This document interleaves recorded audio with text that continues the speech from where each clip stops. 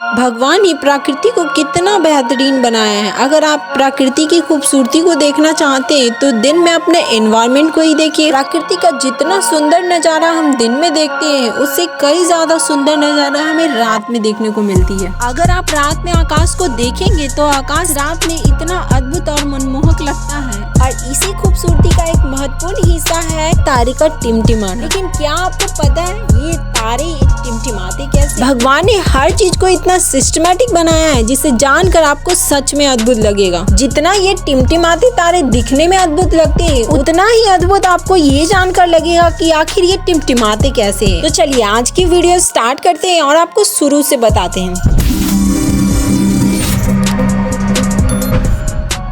पहले मैं एक कंफ्यूजन दूर करती हूँ। कई सारे स्टूडेंट को ये लगता है कि जैसे मून के पास अपना कोई लाइट नहीं है वैसे ही तारे के पास भी अपना कोई लाइट नहीं होता है। जैसे मून सूर्य की लाइट रिफ्लेक्ट करके अर्थ पे भेजती है और हमें मून चमकता हुआ दिखता है वैसे ही तारे के साथ भी होता है। पर मैं आपको ये क्लियर कर दूं कि तारे यानी स्टार के पास अपना लाइट होता है, यानी तारे अपना लाइट खुद जनरेट करते हैं। वो कैसे मैं आपको बताती हूँ। संसार की हर वस्तु एटम से बनी होती है, यानी छोटे छोटे कणों से मिलकर बनी होती है। वैसे ही तारे एटम यानी परमाणुओं से मिलकर बनी तो तारे अपने भीतर हो रही परमाणु संलयन यानी न्यूक्लियर फिजन प्रक्रिया के कारण ऊर्जा और प्रकाश उत्पन्न करते हैं। इस प्रक्रिया में तारे के केंद्र में उच्च तापमान और दाब के कारण हाइड्रोजन परमाणु मिलकर हीलियम परमाणु बनाते हैं, जिससे विशाल मात्रा में ऊर्जा मुक्त होती है और ये ऊर्जा प्रकाश के रूप में बाहर आती है और प्रसारित हो जाती है, जिससे हमें तारे में लाइट यानी चमक दिखती है। तारे अपने जीवन काल के दौरान विभिन्न प्रकार के परमाणु संलयन प्रक्रियाओं के माध्यम से ऊर्जा उत्पन्न करते रहते हैं,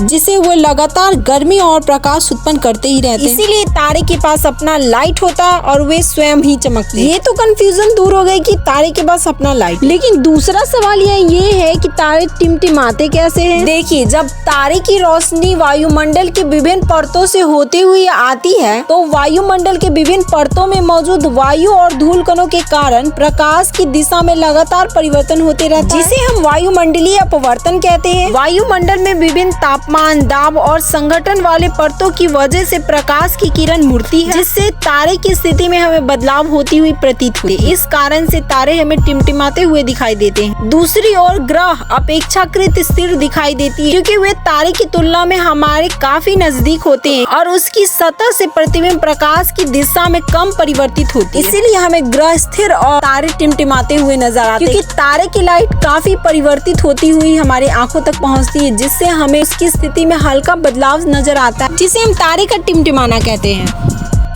ये इन्फॉर्मेशन अच्छी लगी then don't forget to subscribe my channel. See you in the next video. Till